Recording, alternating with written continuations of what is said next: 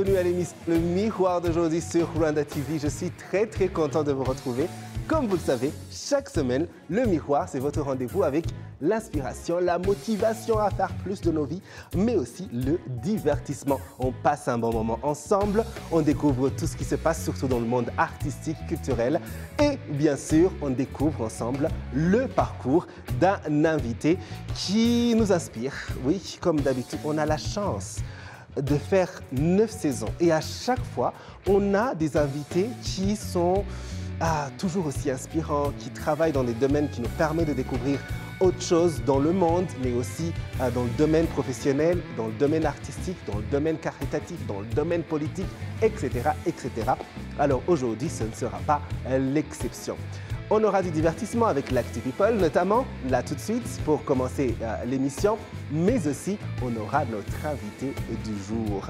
Alors qui est notre invité du jour? Installez-vous confortablement, je vous le dis là tout de suite. Il s'appelle Joe Iseli. Oui, et c'est un écrivain qui nous vient des États-Unis. Il est haïtiano-américain, j'espère que je l'ai bien dit, vivant à Washington DC. C'est un journaliste chevronné avec plus de 15 ans d'expérience. Il est l'auteur de 6 livres publiés en anglais, créole, haïtien et français, y compris la récente publication de l'anthologie Rwanda, un modèle pour Haïti. Il a voyagé à travers le monde pour promouvoir son travail en tant qu'auteur, éditeur et conférencier. Celui est le fondateur et PDG de Bridge Vision, qu'est-ce que je raconte, une société d'édition et de communication opérant à Washington DC et à Kigali au Rwanda. Il est également le producteur exécutif du festival du livre multilingue et international French and Friends. La première édition de French and Friends a rassemblé des auteurs connus de différents pays tels que le Canada, la Belgique, Haïti, Angola, la France et les États-Unis pour une célébration de la littérature et des arts dans la capitale des États-Unis à Washington. Cette année, il prévoit organiser à Kigali le festival international Riot Rwanda sous le thème à célébrer la Renaissance.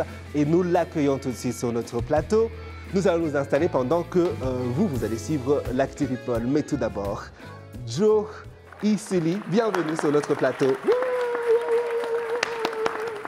Comment allez-vous? Je voulais vous saluer avant qu'on aille s'asseoir, parce que d'habitude on a un public, mais même s'ils ne sont pas là, on voulait faire un peu... On a un public quand même. Oui, à la maison. À la maison, bien sûr. Exactement. Comment allez-vous? Bon, ça va très bien. Merci de m'avoir ici sur ce plateau de cette émission très prisée. Tout le monde en parle de la ville, avec David Carmel. Donc, c'est un plaisir d'être ici avec toi. Merci beaucoup, c'est un grand plaisir. Nous allons parler de son nouveau livre. Ce sera tout à l'heure. Avant, regardons l'Actu People de cette semaine. Et c'est parti avec l'Actu People de cette semaine. Commençons tout de suite avec le nouveau titre de Knowless Butera. Oui, la reine de la pop rwandaise est de retour avec un nouveau titre, Uzi Tabe, ou plutôt la reprise du classique du folk rwandais. Uzi Tabe, une très belle chanson qui célèbre le Rwanda, oui, cette belle nation, et une très belle vidéo, il faut le dire. Qui a créé cette robe rouge aux airs de Mushanana? Ok, en tout cas bravo au styliste. Et dans ce clip, on retrouve des visages connus, notamment Sandrine Isheja ou encore Juno Kizigenza. Oh, ça rime en plus, Isheja et Kizigenza. Et bravo à Knowless pour cette belle chanson pour célébrer le pays. Continuons tout de suite avec Pharrell Williams et Alicia Keys. Ils se produisaient en Arabie Saoudite cette semaine et lorsqu'ils étaient sur scène, des fans ont commencé à leur lancer des bracelets électroniques sur scène. Et à un moment, Pharrell il a dû arrêter le show pour leur dire « Écoutez, il faut respecter et protéger nos sœurs les femmes et il ne faut pas leur lancer des choses dans la figure. » Et il avait très raison. Et bien sûr, cette semaine, à la une de l'actualité, on retrouve enfin le titre du prochain album de Beyoncé, Cowboy Carter. Ce sera le titre de son album qui sortira le 29 mars, juste dans quelques jours. On en reparlera à sa sortie. Parlant d'album sorti cette semaine, Eric One qui est de retour avec cette Je ne sais même pas quoi dire de son talent parce qu'il est extraordinaire. J'espère qu'il passera à nouveau sur notre plateau pour nous parler de son nouvel album. Allez sur son site onekey.com pour plus de détails. Et on finit bien sûr avec Aya Nakamura qui fait le carton, le scandale, le buzz en France parce que le président français aurait proposé qu'elle se produise lors de l'ouverture des Jeux Olympiques qui se passeront à Paris en juillet et que tout simplement la France elle est très décidée à ne pas la voir sur scène et encore moins interpréter Edith Piaf. C'est très étonnant. Moi, j'adorerais écouter du Edith Piaf chanté par Aya Nakamura. Oui. Oh, Jaja, la vie en rose. Y a pas moyen, Jaja. Non, rien de rien. C'est tout pour notre actualité. Retournons au studio, accueillir notre invité du jour. Oui, ça c'était l'Actu People de cette semaine. Et comme promis, nous sommes, comme vous l'avez vu, nous sommes sur le plateau avec Joe Seli. Il nous parle de ce nouveau livre Rwanda est modèle pour Haïti. Je vais dire modèle en français tout simplement. Donc un modèle pour Haïti. On va parler de ce livre bien sûr, mais aussi on va parler de votre parcours. Et vous êtes au Rwanda. J'ai envie de d'abord savoir quelle est votre impression du pays, comment s'est passé votre moment ici? Écoute, je suis amoureux de ce coin de terre paradisiaque. Le Rwanda, c'est un beau pays. L'histoire du Rwanda, c'est une histoire fascinante. Je suis venu ici pour la première fois en Afrique, en janvier 2023. Le Kigali, c'était mon premier arrêt. J'étais en tournée pour mon dernier livre dans plusieurs pays africains. Mais voilà, je suis amoureux comment on appelle le pays des mille collines. Le pays des mille collines. Donc voilà, je suis ici. Écoute, c'est un pays en développement. On voit ça. À l'œil nu, on peut voir qu'il y a une volonté forte pour construire, pour développer les choses, la stabilité. Écoute, Kigali, c'est la ville la plus propre que j'ai jamais vue en Afrique. L'organisation, les institutions fonctionnent.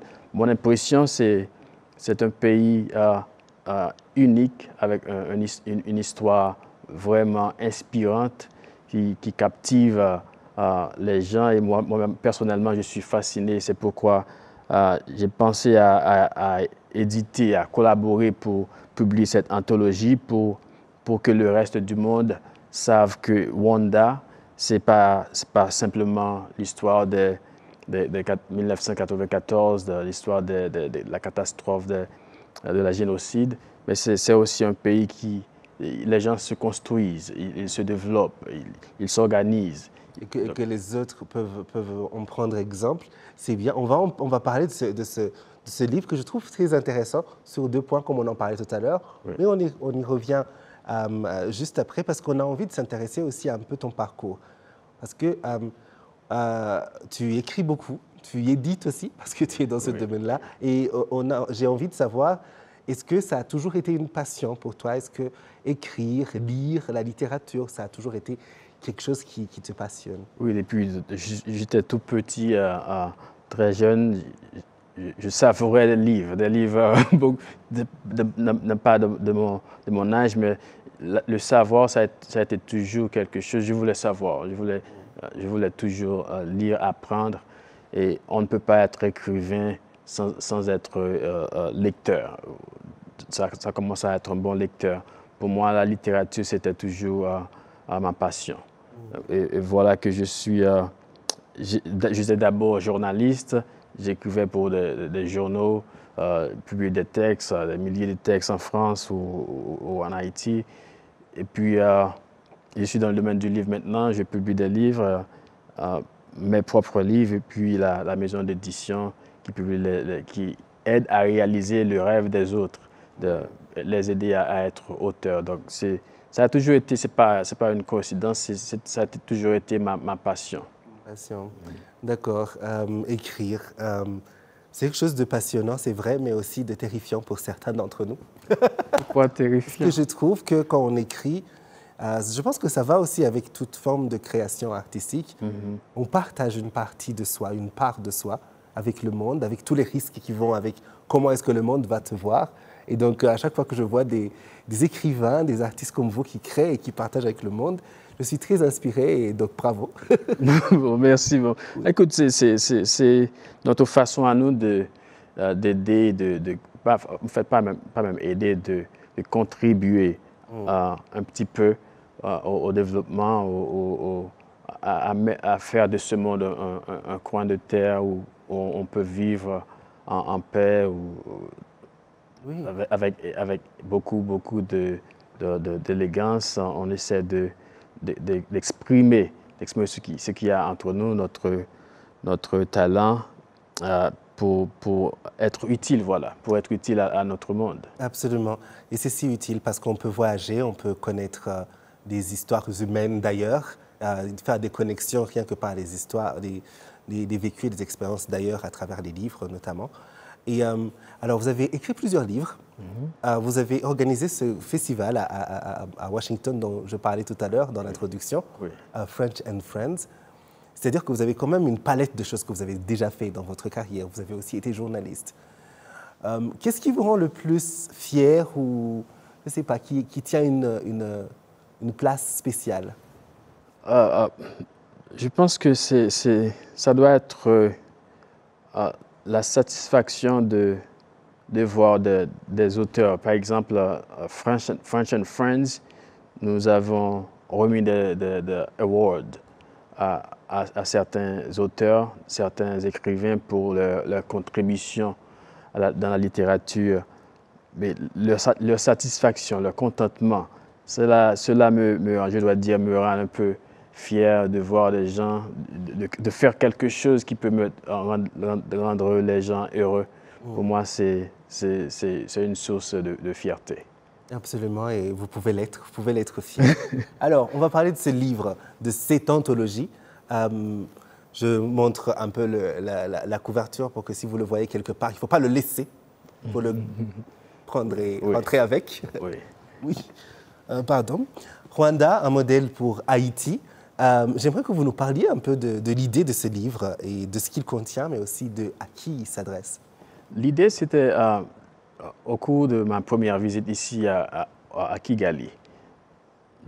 Comme je disais tout à l'heure, j'étais impressionné, fasciné par mon impression, en fait, vu les nouvelles, ce qu'on lise ailleurs concernant l'Afrique, les attentes, c'était pas très bonnes, tu vois.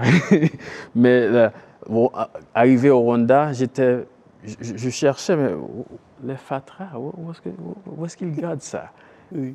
C'est très propre et les gens sont très organisés. Et puis, il y a le leadership de ce pays, le président est respecté. J'ai lu un livre sur Rwanda par François Soudan Kagame. Je me suis dit, mais je dois venir visiter ce pays. Et puis, arrivé ici, j'étais tellement impressionné. Mais je dois faire quelque chose pour aider à avancer le savoir, l'information, les bonnes informations sur le pays, Rwanda. Et c'est là qu'est née l'idée de rassembler des auteurs, des experts, pas uniquement mon livre. En fait, je n'ai pas écrit ce livre, je ne fais qu'éditer et publier.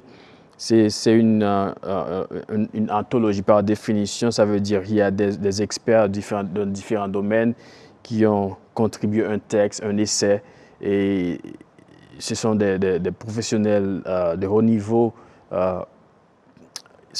Certains d'entre eux sont rwandais, les autres sont américains et haïtiens. Il y a un ancien ministre du commerce et professeur à l'université de l'Angola également, qui a contribué à un texte dans ce livre. L'idée, c'était d'étudier Rwanda J'ai jeté un coup d'œil, faire des analyses. Bon, comment ont-ils fait? En 30 ans de cela, en 1994, le pays a perdu plus de 40% ou 50% de son économie. Près de 3 millions de personnes affectées par, que ce soit décédées ou ils ont été tués ou immigrés dans d'autres pays. C'est presque la moitié de la population à l'époque. Oui. Donc, c'est une catastrophe majeure. Et pour qu'aujourd'hui ce pays soit à ce point, c'est curieux. C'est vraiment impressionnant. Je sais que peut-être pour les Rwandais qui, avec le train-train quotidien, ils n'arrivent pas à voir ce que ça a coûté pour arriver ici à un pays où je suis un étranger. Il y a des étrangers dans ce pays. Ils se sentent à l'aise pour venir visiter, et habiter et travailler sans aucun problème. Il n'y a pas de souci en termes de sécurité, en termes de propreté. Vous voyez, c'est extraordinaire. Donc, c'est ça l'idée, c'est contribuer à avancer la bonne impression du Rwanda. Oui, Qu'est-ce que ce pays? Et à comprendre un peu plus. Comprendre un peu l'histoire de ce pays. Comme revenons sur ce que vous disiez, il y a justement un des invités que nous avons eu qui est un grand politicien depuis 1994, donc jusqu'à aujourd'hui, et qui justement nous a expliqué que, par exemple, le terme, quand on dit souvent le mot miracle, c'est pas bien d'utiliser le mot miracle, parce que quand on dit miracle, c'est comme si c'est tombé du ciel.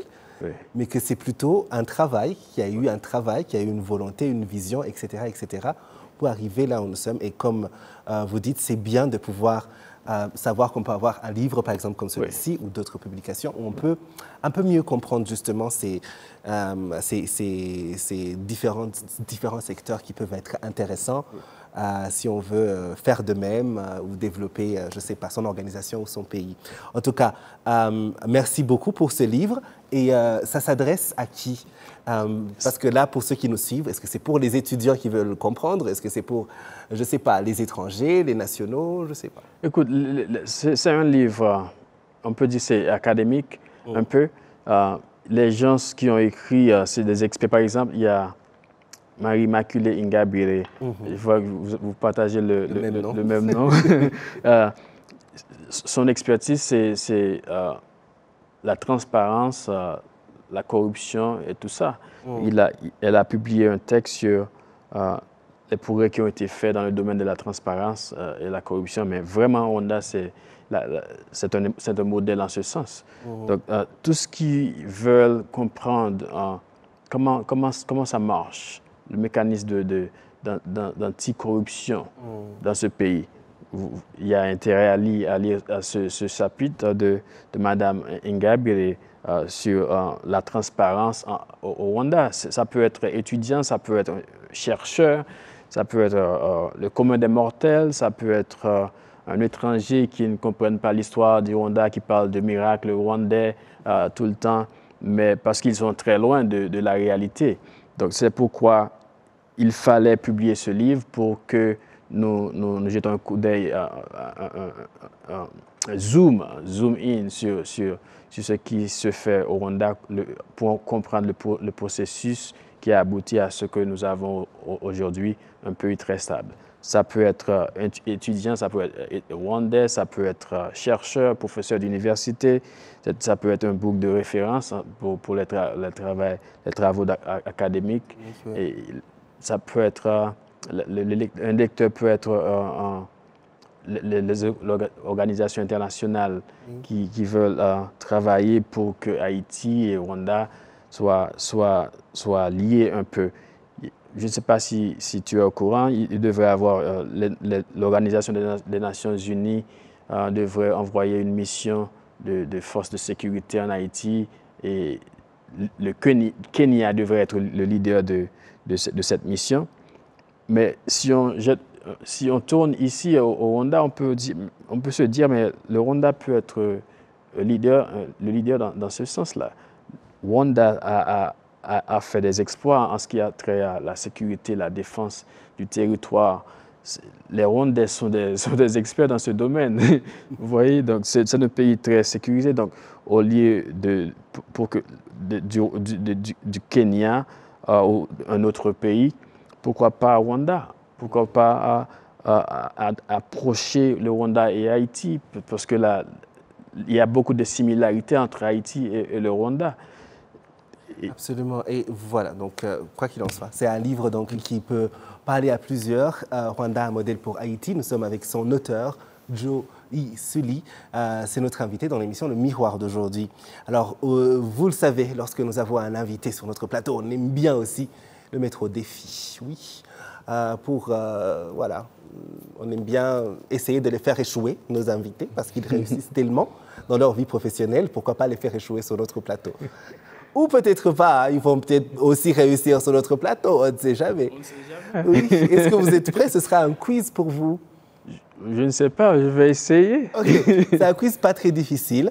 Alors, pour ce quiz, ce sera de deviner la signification de mots en Kinyarwanda. Est-ce que vous connaissez un peu de Kinyarwanda? J'aime Kinyarwanda, c'est vraiment très belle langue. Ok, donc si vous appréciez déjà le son, peut-être que vous en connaissez déjà quelques mots. Voyons. Premier mot, Mwiriwe. Mwiriwe, je pense que c'est... Il fallait David Carmel pour me sortir de mon monde anglophone. Anglophone, oui. Cela fait presque 20 ans que je ne me suis pas exprimé en français dans l'émission. Wow. Oui, l'anglais essaie de sortir, mais le français... Donc, je crois que Mwiriwe, c'est bonsoir. Bonsoir, absolument. Oui, un autre mot, Umuhanda. Umuhanda. Tu essaies de me faire échouer, mais je ne connais pas Umuhanda, mais je connais Natibazo. Natibazo, ça veut dire quoi? Ça veut dire pas de problème. Ah oui. Je sais si tu J'accorde le point parce que c'était encore plus difficile. Natibazo. Oui. Et Murakose? Murakose, c'est merci. Merci. Absolument. Il faut connaître Murakose. Murakose, merci. Oui. Je dois dire merci David Carmel pour m'avoir réussi à me sortir de mon monde anglophone. Oui, je vais tous vous sortir de vos anglophonités et vous ramener à la francophonie. Alors, un autre jeu, ce n'est pas vraiment un défi, mais c'est un tic-tac. Le tic-tac, c'est une partie qu'on aime bien voir pour nos invités parce qu'on parle beaucoup de votre travail et c'est le moment de vous connaître aussi en tant qu'être humain, au-delà de votre travail. Donc, on a une liste de questions ou de situations. Pardon. Qu'est-ce qui m'arrive? Je perds ma voix. De situations qui arrivent à plusieurs personnes, et au commun des mortels, disons. Et on va voir si vous faites partie de ce commun des mortels avec le jeu déjà ou jamais. Vous répondez par déjà ou jamais. Alors, première question. Est-ce que plus jeune, vous vous êtes battu à l'école? Jamais. Jamais? Jamais. Ouh. J'étais toujours très, en fait, comment dire, tranquille dans mon coin. Donc, oui. Ah, ça c'est bien. Ça c'est très bien. Les parents, ils devaient être très fiers. Oui. Et maintenant, les parents qui nous battions de temps en temps à l'école, ça leur rappelle que voilà. Est-ce que vous êtes déjà brûlé en train de cuisiner? Déjà. Déjà. En fait, aux États-Unis, j'ai été à l'université pour étudier les arts culinaires. J'ai été à l'école. Cuisiner, cela faisait partie de mes activités quotidiennes. Donc c'est sûrement que quelque part... Ça arrive. Oui. Moi, j'ai commencé à cuisiner juste cette année, l'année dernière. Vraiment, comment tu trouves? C'est très intéressant, je trouve, mais je ne me suis pas encore brûlé. On me dit, c'est parce que tu ne sais pas encore. Tu n'as jamais vraiment cuisiné. Est-ce que vous avez déjà mis les écouteurs pour éviter le dialogue avec un autre passager dans un avion? Déjà. Oui, parce qu'il y a certains... en fait, j'aime avoir ma quiétude d'esprit des fois pour trouver des idées, pour écrire, pour... tu vois, des fois, il y a des gens qui parlent, tu vois, pas beaucoup, mais un peu, ça peut être ennuyant, donc je mets l'écouteur, oui. Oui. C'est déjà. D'accord. C'est pas du tout gentil, Joe. Je sais, mais écoute, des fois, je pense qu'on l'a tous, je pense que la majorité des gens l'ont fait. Est-ce que vous avez déjà rencontré quelqu'un que vous respectez ou que vous admirez tellement que vous en avez perdu les moyens? Oui, déjà. Déjà. Oui. Ma femme. C'est vrai. Oh, OK. Ça, c'est oui, bien. bon, c'est pas seulement. Je crois que j'ai rencontré quelqu'un que j'admirais beaucoup. C'était fort. C'était en République dominicaine. En République dominicaine, il y avait une conférence. J'ai rencontré l'ancien président américain Bill Clinton. Et là, vous ne savez pas comment oui, vous tenirez. Oui. Cela fait des années, cela fait des siècles, fait des décennies. Oui, ça c'est vrai. Ça c'est vrai. Moi, ça m'arrive très souvent parce que voilà, c'est ici. Parfois, il y a des gens qui viennent et puis je ne sais même pas quoi faire. Mais je me tiens au script. Oui. Donc je lis et je souris. Et tu dois faire ton travail. Au fond, oui. Mais au fond... Au fond, je suis mort. Est-ce que vous avez déjà changé le pneu d'une voiture tout seul? Déjà. Oui. Je suis un humain. Oui. Voilà, je pense que le verdict, c'est que vous êtes humain. Oui. Vous entrez dans le commun des mortels. Bien sûr. Oui. Et vous êtes dans ce domaine, l'écriture, depuis si longtemps que je suis sûr que vous avez un petit mot pour décrire ce qui fait un bon... Pardon? Un bon écrivain. Je pense d'abord, ça commence par la lecture. Pour moi, personnellement, je pense qu'on doit être un bon lecteur pour être un bon écrivain. Vous savez, vous devez emmagasiner beaucoup d'informations, du savoir pour pouvoir transmettre à l'autre.